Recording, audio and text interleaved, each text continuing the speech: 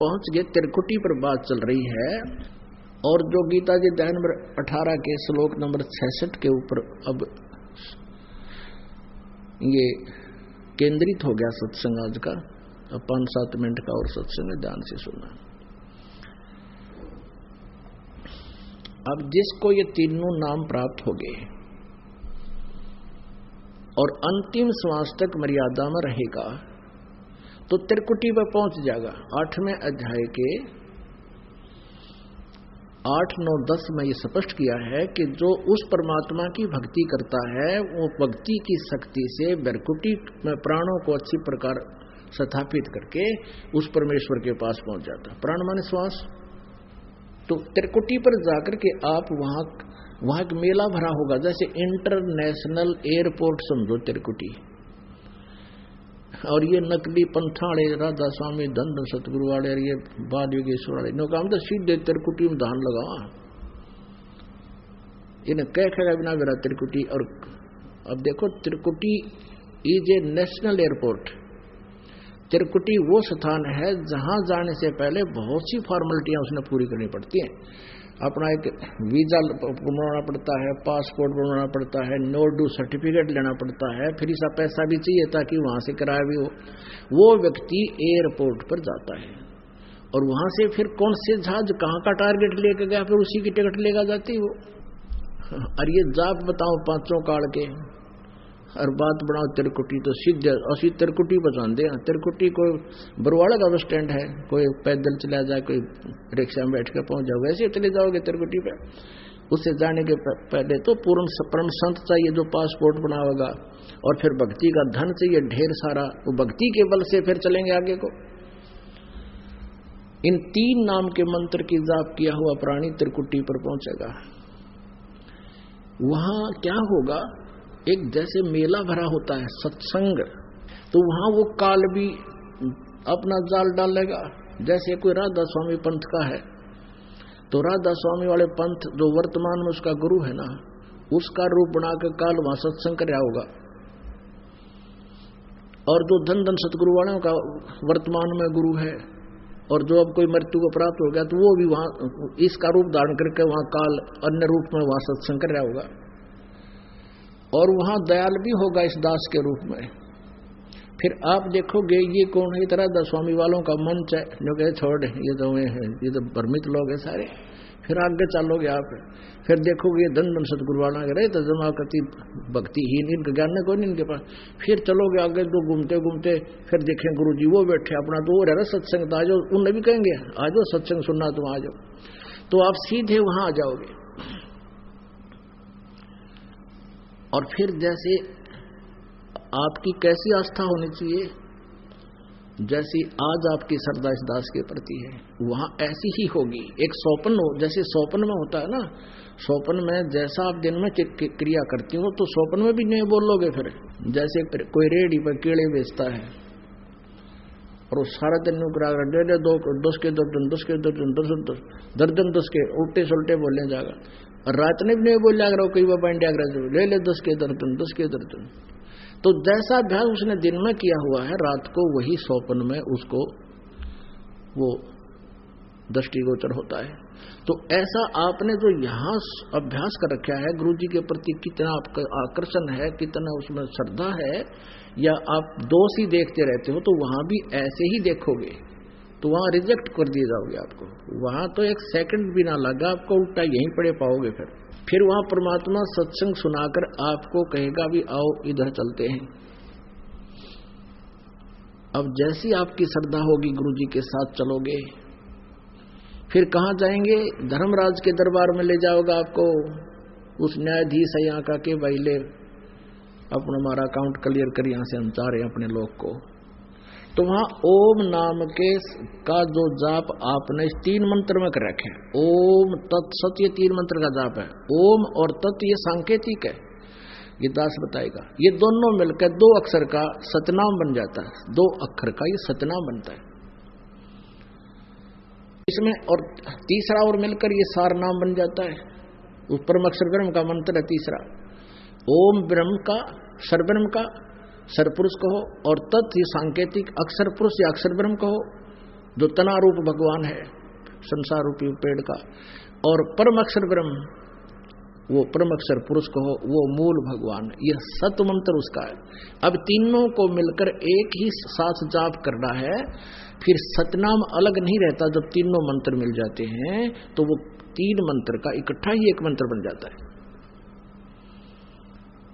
तो यहां जो ओम मंत्र की कमाई है या ब्रह्म की है, और हम क्या करते थे, इस ब्रह्म के मंत्र के जाप का जो धन था हम ब्रह्म लोक में जाते थे, और वहाँ एक बहुत बड़ा रेस्टोरेंट, बहुत बड़ी कमाई अपनी खर्च होती थी, वहाँ नाचने गाने सब फंड और टिकट लग गए पूरी, वहाँ रहने का एक श्वास का खर्चा आपके ही पुण्य से प्राप्त होता है। आपके पुण्य और आपकी भक्ति खत्म होती है, वहाँ आपको सुख प्राप्त होते हैं। तो हम क्या करते रहे अज्ञानतावश से, उस पुण्य को, उस मंत्र के जाप को वहाँ स्वर्ग महास्वर्ग में ब्रह्मलोक में वहां बर्बाद करते, अपने पुण्यों को अक्षीण करके फिर 84 लाख योनियों में गधे कुत्ते बनते, क्योंकि यहाँ का विधान है पुण्य और पाप दोनों भोगने पड़ेंगे। अब पुण्य तो स्वर्ग में और पाप नरक में, और शेष बचे वे पाप 84 लाख योनियों में फिर भोगने। हम ऐसे करते रहे। अब हम क्या करेंगे, परमात्मा के ज्ञान से हम परिचित हो गए, हम इस ओम नाम का कोई बेनिफिट इस ब्रह्म से नहीं लेंगे। ये खुद भी कहता है कि सर्व धर्मान परितज माम, धर्मान माने सभी धार्मिक पूजाएं मेरे सतर की मुझ में परितज छोड़ दे, एकम शरणम व्रज, फिर तू उसकी शरण में जा सकता है, फिर मैं तुझे सब पापों से मुक्त कर दूंगा। यानी जब हम इसका हिसाब दे देंगे तो ये कुत्ते के सूर हमने बढ़ावे नहीं, क्योंकि हमने इसका अकाउंट दे दिया, पुण्य दे दिए, जिसके बदले में हम उसको पूंजी खर्च करवा कर हमें ये दंड देता था। और परमात्मा ये तीन मंत्र जो प्राप्त हो जाते हैं तो हमारे संचित कर्म और प्रारब्ध के पाप कर्म, संचित पाप कर्म प्रारब्ध के पाप कर्म नाश हो जाते हैं। और इस काल का जो ऋण हमारे ऊपर है, क्योंकि इस काल भगवान ने ब्रह्म ने तपस्या करके ये राज प्राप्त किया हुआ है पृथ्वी, ये किस ब्रह्मांड, ये इसके अपने हैं, और हम आगे गलती से लटक के इसके साथ में, इसने फिर हमारा ये एक सांस की भी पूंजी रख दी कि ये तुम्हारा टैक्स है, दो मेरा, नहीं तो गधे कुत्ते सूर बनो। अब ये पृथ्वी बहुत स्पीड से घूम रही है, वायुयान भी नहीं चल सकेगा शायद, एक घंटे में पता नहीं 40,000 कितना बताऊं, 45,000 किलोमीटर मील प्रति घंटा से ऐसे भाग रही है विमान की तरह, और ऐसे भी घूम रही है। तो एक विमान में ये दास गया था एक बार दिल्ली से पूना, तो उस समय 7,500 रुपये लगभग एक साइड के लगे थे, उसमें खाना भी अंदर ही, चाय पानी भी अंदर, और 7,500 रुपये एक तरफ के लगे थे। एक भक्त ने बुलाया था, उसने सारी व्यवस्था की थी। और पुण्यात्मा हमने तो इस विमान में बैठा न तेरा कितने युग हो गए, इसका एक एक सेकंड का खर्चा वो ऋण हमारे ऊपर लिख दिया जाता है कि ये कहे मेरे विमान में बैठे हो तुम, और इसका ये चार्ज है। तो ये सिमरन की जो विधि आपको बताई गई है ये बहुत कीमती है। सतनाम पालड़े रंग होरी हो, 14 लोक चौड़ाव राम रंग होरी हो, 3 लोक पासंग धरे रंग होरी हो, तो ना तुले तुलाया राम रंग होरी हो। हम इतने कर्जवान हो गए हैं और इतने ही शीघ्र हम धनवान बनेंगे इस भक्ति धन के। ये ऐसा मंत्र है, एक सतनाम का श्वास एक बार तूने पूरी क्रिया से सही भाव से सच्ची लगन से लिया तो उस मंत्र की इतनी कीमत बन जाएगी कि 14 लोक भी एक पालड़े के तुला के एक पालड़े में धर दे और एक तरफ रख दे।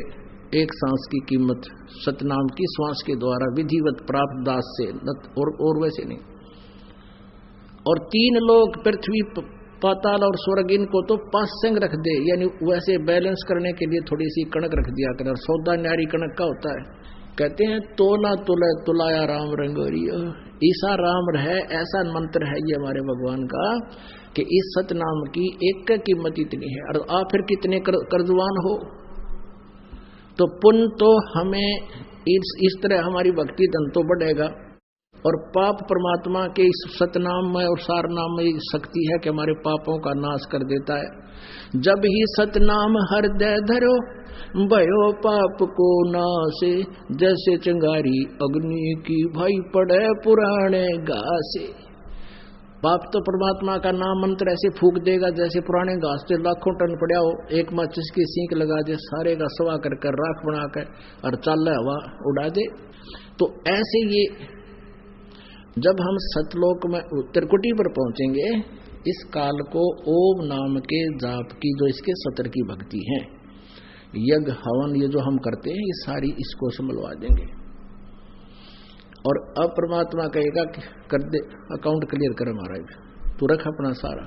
अरे ये खुद कहता है, ये वचनबद्ध है कि सर्वधर्मान परित्यज्यमाम एकम शरणम व्रज, फिर उसे सर्वशक्तिमान की शरण में तू जा। यहाँ 18वें अध्याय के 66वें श्लोक का ये अर्थ है। ये अज्ञानी समझ नहीं सके, इसका वर्तमान आना ही कर दिया। कृष्ण ने कहा, कृष्ण का मेरी शरण में आ जा। कृष्ण की शरण में तो पहले ही कह रहा अर्जुन दूसरे अध्याय के 7वें श्लोक में कि मैं आपकी शरण में हूं, मैं आपका शिष्य हूं, आप हमारे आध्यात्मिक गुरु हो, मेरी बुद्धि काम करना बंद कर चुकी है, जो मेरे हित में हो वह सलाह दो।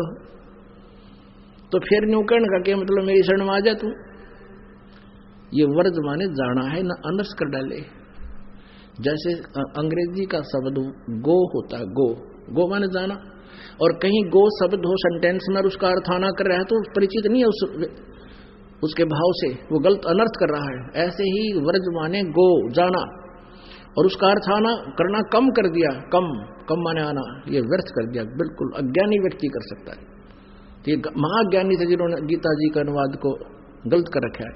7वें अध्याय के 18वें श्लोक में और 24वें श्लोक में इन्होंने अनुत्तम का अर्थ अति उत्तम कर दिया, जबकि ये खुद कहता मेरी साधना तो अति अनुत्तम है, घटिया है, क्योंकि ना तो मोक्ष हो, ना जन्म मृत्यु कटे, ना कर्म का दंड टड़े को भोगना, सारा पड़ेंगे।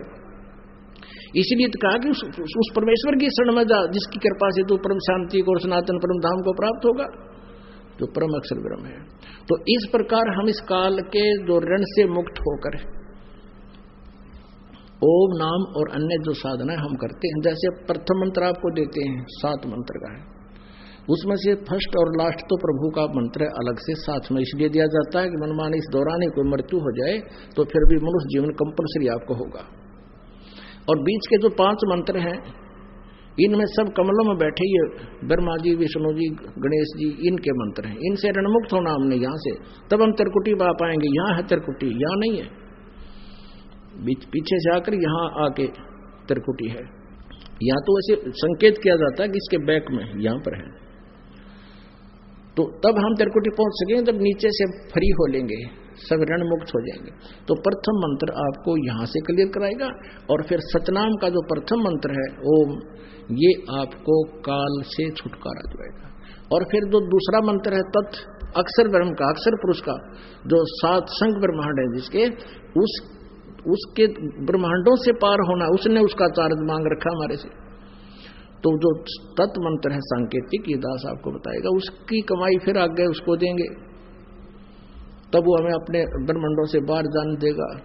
और जो सत है, जो सार नाम है परमअक्षर ब्रह्म का, वो सतलोक में ठिकाना स्थाई स्थान देगा। बोलो सतगुरुदेव की जय हो।